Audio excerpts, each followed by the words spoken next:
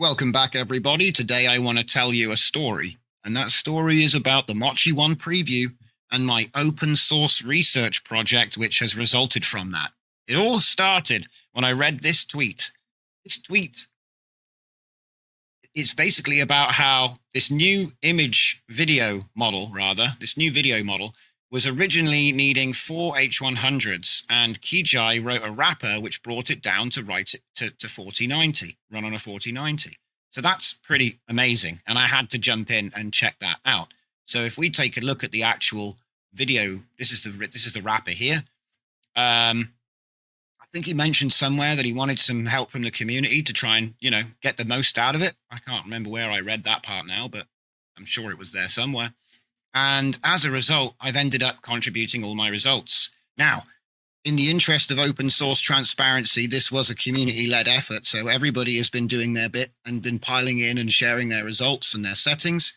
Like I said, I learned a lot from what everybody else was doing, and I incorporated that into my research and then increased the quality of my outputs and so on and so forth. So what I want to do today is basically take you through that, and just be aware there's going to be timestamps throughout this video. So if you just want to jump to how to use it and stuff like that, there's probably going to be a timestamp for that. So search for that, jump ahead, but we're going to take our time and have a look at what actually went down. So like I say, it started off with this tweet. So I think Emad retweeted this, and that's how it ended up on my screen. And then I was like, I got to jump on this because this one looks pretty awesome, like another video model. And if you remember, we did the COG video. That was actually a Kijai wrapper as well. So first of all, thanks so much for Kijai. You're the man. You brought it out, and without you, we wouldn't be able to even do the research. Second of all, everybody in this thread here, everybody here sharing their results and their setup. Without that, we can't all benefit. So this is how we get the best results, because we all get to benefit from, we all get to benefit from everybody's research. So that's the whole point of that. We've looked at the wrapper. We've looked at that. Let's just go back. Now, I believe I actually have the first on this one because I reported that missing flash attention, and obviously you have to build it. As it turns out, you need CUDA toolkit, and you also need VS Studio and a bunch of other things to actually build your own flash attention. That's a little bit too advanced for most casual users of Comfy. But thankfully, after the report was done, and people did explain, not there, that's me. People did explain how you can get it set up, okay? But as they're saying, everybody said that it took 2 hours to build it. So this isn't the best, and it's, a lot of people don't want to do this level of work with their Comfy install because, to be honest, it might not be good for other things that you do with it. It's good if you're a developer because you're going to rebuild your install all the time. But if you're an artist that's using Comfy to produce, you might find that other things will stop working because now you're too far ahead. Anyway, he did an update 4 days ago, flash attention no longer required. And that's pretty much where I kicked into high gear. Okay. So what I want to explain is, first of all, Donut Mochi pack. That's my collection of workflows. Everything up to version 6 is research. Okay, so let's take a look at what I did in version 1. So the first thing is I've given a full explanation here, okay, of what exactly I was doing and why. So if you want to read that, it's all in the workflow pack on Civit. So there's going to be links in the description for that section. But for now, I'm going to take you through what happened. So first of all, there's 2 stages to this. So if we take a look, this is how my workflow has ended up. We have the generate samples stage, which is saving .latent files, okay?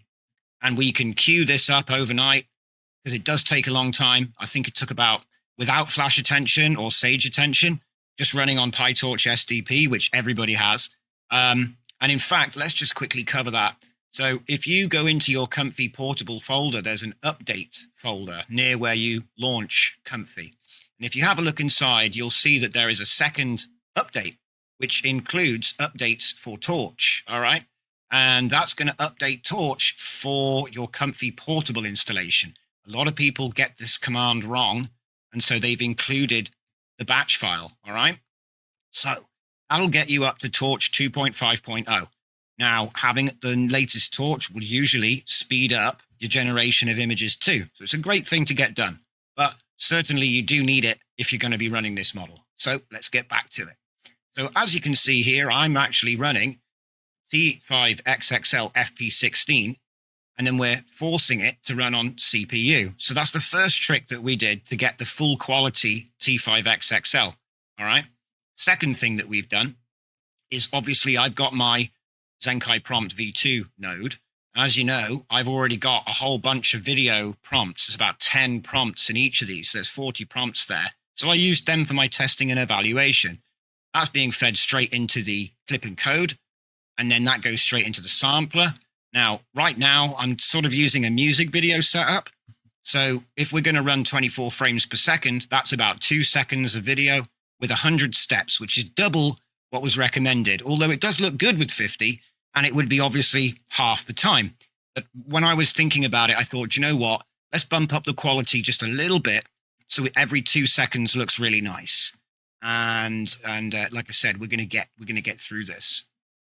So if I just do the switch, you'll be familiar with that. If you've seen any of my all-in-one workflows, we get to see the decode side. Now, these are going to be loading .latent files. Now, I will say that unfortunately, the load latent node, which came with Comfy, I think is about 6 months old right now, and it's still in beta.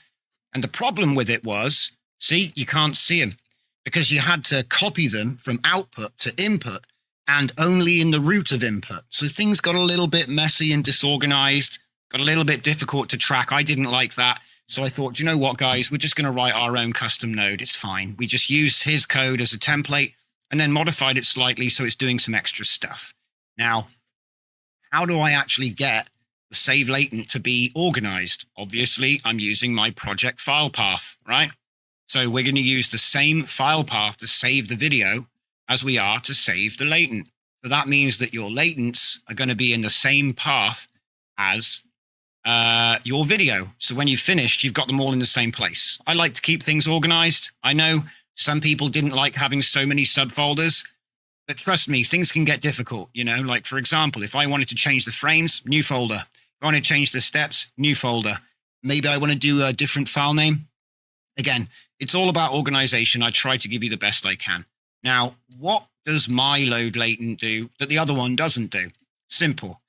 When you press R, it scans the output folder for anything with a .latent extension. That's all it does. Other than that, it's pretty much the same with a bit of extra error reporting. Okay. You will notice that I've got these purge VRAMs around the place, and that was because I was ooming. All right. I was running out of memory, even with my 4090. Now, I've done every trick I can think of. For example, running the VAE out of here was more and more memory efficient than running it off of the VAE loader. For some reason, it won't oom, and I think it's because it's actually loading with Precision FP8.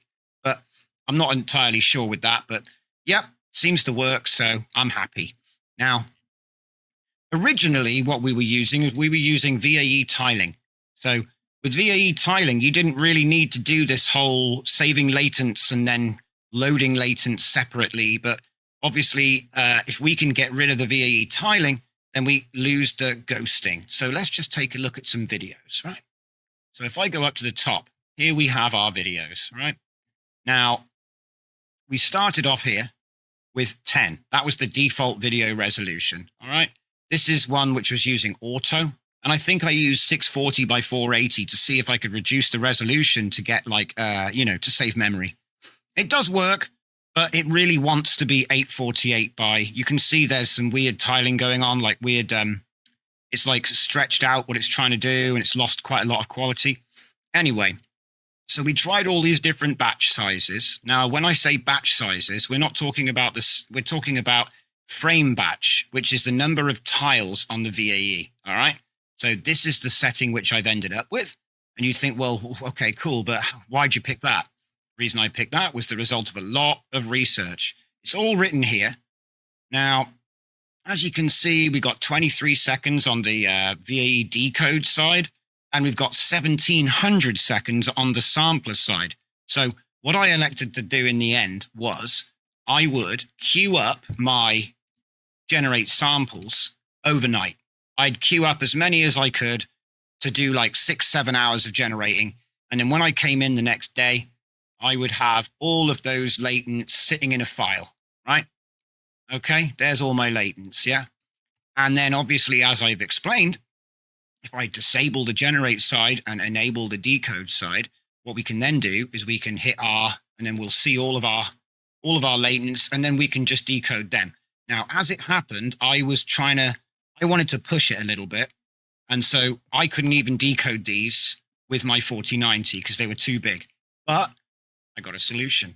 So I created a Runpod template for everybody. If I take a look here, the Comfy Mochi Video V1, that one there is brand new today. Now, what I want to do is basically you just go pods, deploy, and then I would pick probably an A40 if they're available, but the L40 is twice as fast in my opinion. So you go with the L40, so that's 48 gigabytes of RAM, right? VRAM. And then we pick the Comfy Mochi Video V1 template. And I've customized that so it doesn't have anything but what you need to run Mochi and my workflows for video generation, and then deploy. Now you might want to add a network volume, okay? And you might want to use the community cloud instead of the secure cloud, okay? Because you get different options for the network volume there, all right? So that's the main thing. And then once you click deploy, it's going to take an awful long time to start up because it has to downgrade a whole bunch of resources basically to get it. What it does is it tries to install, and if it doesn't work for compatibility, it'll try the last version, That's what pip does for you, okay? So sometimes it takes a long time to install. That's only for the first run. And that's why it's so important to get yourself a network volume so that the next time you run it, it stays like that. Obviously, if you only want to run it once, then you don't need a network volume because you're going to drop everything when you quit. All right.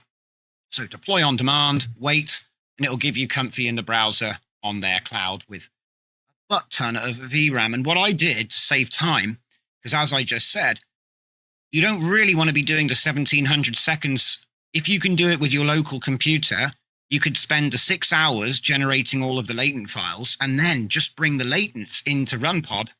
And then it was 15 seconds to do the decode for each video. So that means you're in and out in 10 minutes, which obviously reduces because, you want to pay, it's going to be $6 for 6 hours of Runpod. But if you can do it in an hour, well, it's not even $1. Okay. And then you get all your videos and everyone's happy. So that was the first thing. But the Runpod came in quite late. I did that last today. So let's just take a look at how we actually got these settings. So first thing we did was we started experimenting with the batch size and the tile size until we found ourselves a happy medium, which is 16, 144, 80, 0.3, 0.3. And I can show you the videos. Obviously, you can take a look at these at your leisure. The links will be in the description. All you have to do is click on the tab for the version and you can see the video gallery. I always put my results in there. So like I said, transparency, open research, yeah? Everyone benefits. So as you can see here, it's the same prompt and seed, and we're just comparing for quality to see what's the best setup. Now, I think it was this one, personally. Obviously, your eyes may vary, but the point is, we did that. So we got it down, and I got to a point which I was happy with. So then we were like, okay, now having read some tips from people in the issues section, somebody said the default CFG was nowhere near as good quality as using 7 CFG. Now, it did increase the time to generate probably by about 25%. So it did make it slower. It went from 17, 18 minutes to 25, 26 minutes. Okay. But considering that's PyTorch STP, that's pretty awesome to run on your own local machine. An 848 by 480, that is 16 to 9. So that's a really nice place to start off with. So obviously, if I just go to V2, we can take a look at a couple of those images. And the thing you'll notice immediately about these is it looks much better than before, but there's some weird stuff going on, right? Mostly it's like a weird blurriness. And you can't really tell yet because we haven't really refined the quality enough. But as we start working through the research, you'll start to see that it's a ghosting effect. So it looks a little bit like VHS Halo, but actually it's like a ghosting effect. There's actually another image which is slightly out of sync, which is what's going on. That's why it's got this ethereal glow to it, which is not a bad look, to be honest. I mean, if you're going for that kind of thing, that's quite cool, actually. But, it's just me. So let's just go down and have a look at the V2, V3. Right. So what did I try next? Next thing I tried was using the scaled FP8, right? So T5 XXL FP8 scaled is actually from the SD 3.5 release that we recently looked at. So that was the current best at that point. I did try it with the Q8 model, which is a quantized model. So everyone was saying that Q8 was better than FP8 for the actual model. So let me just have a show and show you what I'm talking about there. So when you come to here, it's going to download a whole bunch of different models, as you can see. Up until that point, we'd been using FP8 E4 M3 FN. Now, everyone was saying, oh, this one's better, right? Now, the problem was that when you sort of start mixing and matching things, so the clip model itself, there, as you can see, we've got this one, FP8 E4, and then FP8 E4 scaled. Now, that's the one that we use with SD 3.5. Now, I found that when you were using this model, it was best to use with that one, the scaled, okay? So FP8 with FP8 scaled, that was better than the non-scaled version, all right? Now, it is slightly bigger, so it did take up a little bit more memory, but it was a lot better, the output. So if we just take a look, as you can see, we go to V3. So we got a huge improvement from these ones. We've still got that ghosting effect, that weird sort of halo effect, okay? So as you can see here, this is where I started getting quite excited, I'll be honest. So I was like, whoa, this looks really good. What the? And I couldn't believe it. Now, these are full length, so it did take forever. And that's why I switched to using 2 seconds, 1 second to preview. I want to give a shout out. Let me give a shout out to this guy, Latent Dream, okay? Let's have a look.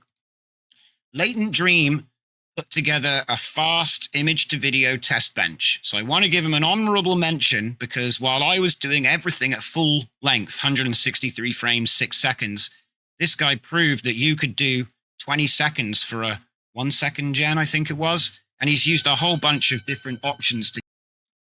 So shout out to that guy. Thank you very much for inspiring me to take a different direction. And everyone should check out his workflow. All right. So let's get back to where we were at. Now, if I take a look at some of these here, as you can see, some of these are actually really good, but we've still got that strange halo ghosting effect going on. And also, as you can see, when we start looking at the fantasy stuff, it starts to sort of lose the will to live a little bit. It starts getting really confused. So it's definitely got a bias for realistic video. And like these were the most impressive. I couldn't believe how well these came out. And this is nowhere near the full quality as well.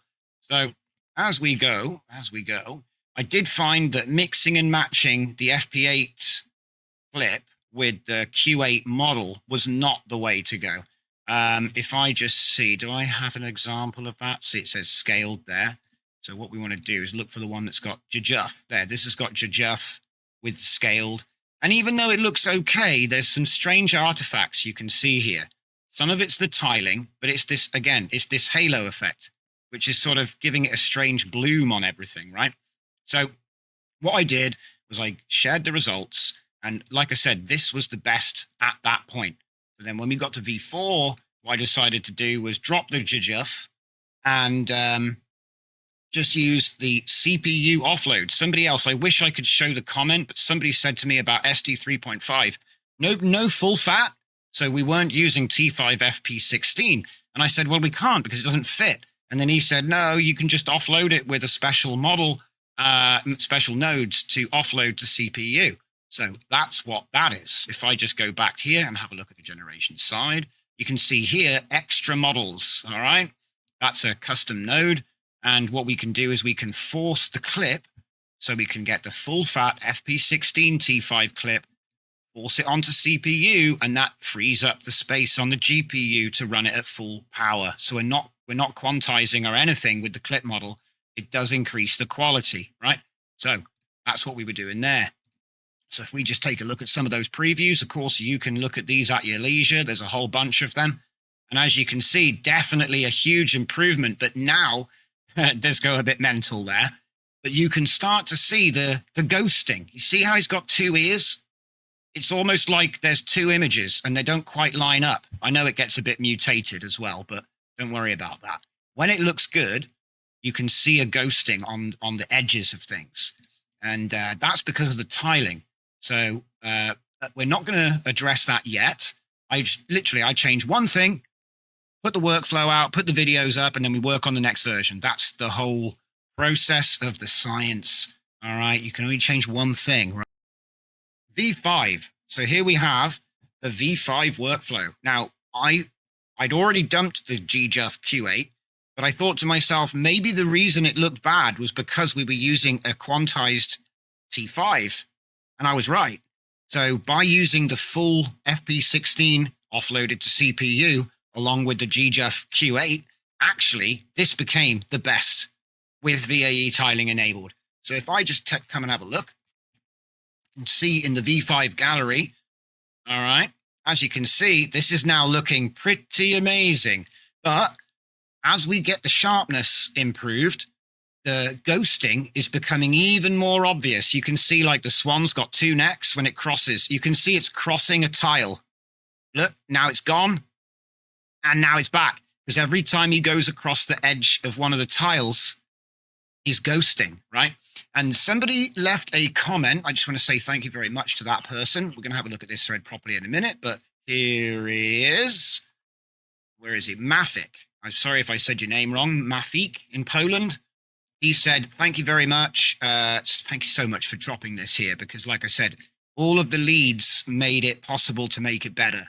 And as you can see, what he's saying is, if you use the save latent node from Comfy Core and then move them from output to input, you can load them in a separate workflow and only work on the decode. Okay. And as you can see, here's the difference. He's seeing the exact same thing that I'm seeing, the ghosting and the halo. It's all because of the tiling. And you had to do that to fit it on the graphics card, right? So that's what's going on there. Now, somebody said to me, oh no, it's a different video with the same prompt. Because I'm using the same prompts with different seeds a lot to compare. So let's just go back. Now, V5. So we've established that with V5, you can obviously increase the quality by going 100, 200 steps, but that's kind of like obvious. So I wanted to stick with 50 steps for as long as I could. All right. Now, blah, blah, blah. We've looked at that one now. So GJUF, Q8, T5, FP16 offloaded to CPU. This is now the current winner for the VAE tiling. And so I decided first to make a VAE tiling fast mode. So obviously only 25 frames, 1 second of video, 50 steps, takes 5 minutes. Okay.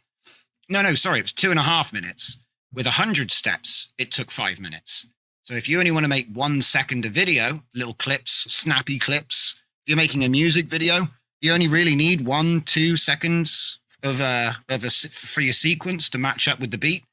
And so at that point, it becomes something you can actually use. So that there for VAE tiling. But of course, that ghosting effect is something that maybe we don't really want. So what I decided to do was start working on a solution for no tiling with save and load latent. Now, as I've detailed here, let's talk about the image to video first. So with the image to video workflow, what I've actually done here, let's just see if we can grab it. Let's see, here it is, image to video, right? It's a little bit more complicated, the image to video workflow, because what I've done is I've incorporated one vision. So we've got my image size adjuster V3, which is a special node, which I've built just for Mochi. I've essentially added Mochi1, so it's got the total pixels. And what it's going to do is it's going to output the height and width. That's obviously going to be attached to the K sampler. Okay. So if you give it a wide aspect, you give it a wide aspect image, it's going to choose horizontal, so widescreen. If you give it a tall aspect image, it's going to give you vertical or a tall aspect. All right, it's still going to be 16:9 or 9:16 because I believe this model is kind of locked in to that either 848 or 4x480 or 480 by 848. And to be honest, I don't even really know if it's very good at tall. I've only had the time to test with the widescreen format. But certainly this does look great. Now, we're using the Lava One Vision model, which we've used before in the past. So that is Qwen2 7BOV. And I'm using it in NF4 to save memory because it does take a lot of memory out of your overhead. But essentially what we're doing is we're using my prompts. Now, I'm going to do a special video on that too. I've put them all in my GitHub. As you can see here, this is the LLM base prompts repo, which I've put up. I'm essentially trying to share all of my LLM prompts. Now, we got some GPT-4 agents, we've got my holographic file system, but we're looking at image to video. So image to video prompt is very simply what is actually in the workflow right here. So the only thing which was changed was under 256 tokens. And then we've limited to 250 because there is a limit of 256 tokens in the Mochi text encoder. All right. So that's the reason for that. So what it's doing is it's looking at the image and then it's building us a video prompt. Now you can have a look at this prompt in depth if you want, but what it does is it makes a very nice, I've trained it on Cog Video. So the example prompts for Cog Video, they were really well defined. And so I trained an LLM to output the correct format for video generation. And then as you can see here, I've turned that into a distilled prompt, which we can just use open like a template. So any image, it'll make a nice video prompt for you. That's all it is. Okay, so let's move on. So that would be the image to video side. Now, obviously, the text to image is much, much simpler. It just uses my Zenkai prompt list, which is in djznode/prompts. There's a whole bunch of text files. Cog Video is the example prompts that were given out with the Cog Video release. And then these are some prompts which I've generated with an LLM. So what we've done is we've then converted the image to video latent sideload into the text to video latent sideload. So we've dropped One Vision and my image size adjuster and added the Zenkai prompt back so we can use our prompt lists. All right. Now, this is an interesting approach as well we've ended up with because we've managed to eliminate the tiling VAE entirely. So as you can see, these images, these are looking really nice, but the ghosting effect was really bad. Feel free to look through all of these at in your own time. Like I said, some of them are actually really amazing. And if I go, especially some of the nature stuff was really good. So if I go into V6 now, so with the V6 version of the video generator, what we've done is we've pretty much nailed it. I mean, this is a slam dunk as far as I'm concerned. I mean, it's only 2 seconds, so who knows what happens if you keep going for 6, but I only needed 2 for the application that I want to use this for. Now, I just want to explain like what's the best way to use this, right? I've already pretty much gone over it, but this is how you use it. You have generate samples enabled, you queue up lots of them, they get saved as latents in your output folder. When you're done, turn it off, turn the decode section on, and then you can do the decoding section here. If you can't see the latents, just push R and it will refresh the list. That's how I've built this node to work, okay? It stops you from needing to stop, go to output, copy the latents, put them in input, and then or even have 2 separate workflows. You could do that, 2 separate workflows. It's a lot of juggling. I'd rather just do it in one go if I could. So that's why I've written this. Okay. This is just my project file generator. I've just renamed it so you can see what it is. And it's feeding the save latent and it's feeding the video combine. All right. That's that.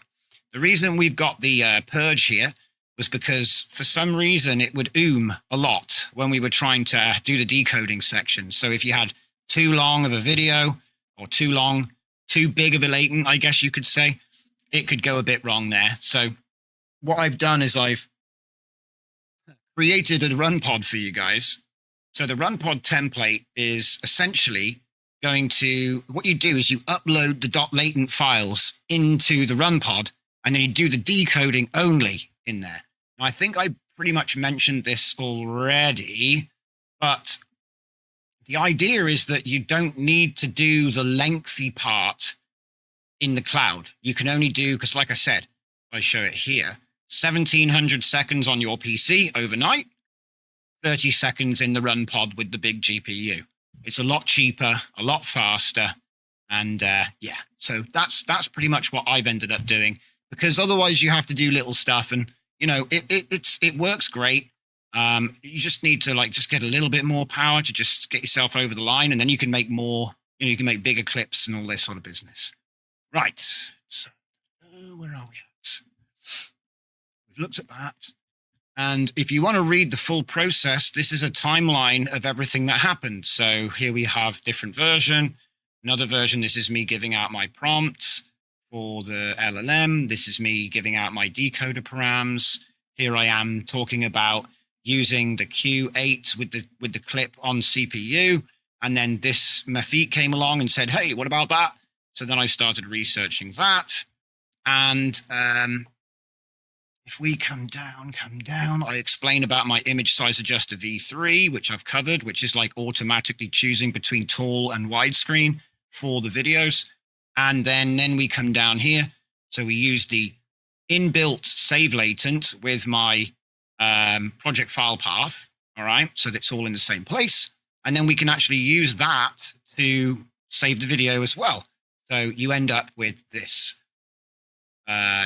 As I've just explained to you, disable one side, enable the other side. It's the same for the image to video as it is for the text to video. All right. And then we get into Runpod. Here's some instructions for the Runpod. So first, I used my local GPU to create the samples and save them as .latent. Then I started the Runpod template with an L40, that's 48 gigabytes of VRAM, uploaded all my latent files to the output folder, and then loaded the Donut Mochi 848x480 T2V latent sideload V25 workflow. It does take a long time, so if you're going to be doing this a lot, make sure to connect network storage. Then we hit refresh in the ComfyUI, and then choose the latents from the list like I showed you and queue it up. Because it's only taking, it's like 30 seconds to decode and nearly 2,000 seconds to make it. So if you can do the 2,000 second part on your PC and then just upload the latent to the cloud and do the decode there, so much faster. And you're not going to get an out of memory because it's 48 gigabytes. It's only just going over 25, 26, I think. So anyway. And then finally, what we've done is we have put out the V6 workflow pack gallery, no VAE tiling, decoding latents from disk, text to image, saved the latents, like I said, with a RTX 4090, and then decoded them with the L40. So this saves like 99% on the Runpod cost. So that is that. Pretty awesome stuff, guys. And like I said, if I show this gallery, these are insane. Like these videos, the quality is insane. If you're going to take that into a video upscaler, or maybe even use some like slow motion, you could use interpolation with RIFE or film, you're going to get even more time out of these. And if you're interested in what the prompts were, they're all in the DJZ nodes prompts list, like I showed you. So if I go in here, you can see it's these text files that were being used. All right. And that is how you'll know what prompts I was using. Just taking a look here. Now, there is a full article on how you install this. Okay. So the first thing is you're obviously going to need to full credit to the model provider for Mochi1. So that was Genmo. They're the guys behind Mochi1, right? And we're going to take Kijai's wrapper, and then we're going to take these models here. All right. Now it should automatically download them for you. All right. Oh, look, there's a flash attention now. That's pretty cool. That wasn't there before, I don't think. Or maybe it was and I just never saw it. But there is actually a flash attention provided now, a WHL. So we might even look at installing flash attention in a later video. But for now, I just wanted to draw your attention to the fact that the workflows are all up. You can get them on GitHub as part of the DJZ workflows. If you're a DJZ workflows guy, you can just do a git pull and you'll get the Donut Mochi video folder. Now, you might know, why the hell have I been putting like folder names in front of things? And that is why, because obviously it gets a bit, people get lost. They can't find things. So that's why I put those in there. All right. Now, we've been blazing through this quick, but that's because I want to show you some of the actual videos. And then obviously we've also done a bit of a tweet thread here, which has links to everything and all that good stuff. We've got some of the results. Like I said, these videos are coming out really nice, very convincing, actually. A lot of them are actually starting to look a bit like something that was actually shot with a camera rather than made on a video. It reminds me of when we sort of started getting photorealistic, convincing images. We're actually starting to get photorealistic, convincing video now, which is pretty awesome. And the fact that you can run it on your own computer is just unbelievable. So we've blazed through this as fast as I possibly could. So yeah, and like I said, the new demos are up. And so here's a couple more of those images. Like I said, they came out really nice. They seem to have the correct number of fingers. They're recognizable humans now. I'm sure there's still room for improvement, so watch this space. But certainly the V6 approach is quite simple. So what it is generate samples, saves to latents, and then decode them separately. Now, if you're going to be working with big latents, consider running them in the cloud. Links in the description for everything. This is my template. It only gives you Mochi video, and you just drag my template, drag my workflow in, upload your latents, and then decode them. And then you've got your video. It couldn't be easier. So there it is. I'm going to disappear now. Watch out for V7, and I'll see you in the next one.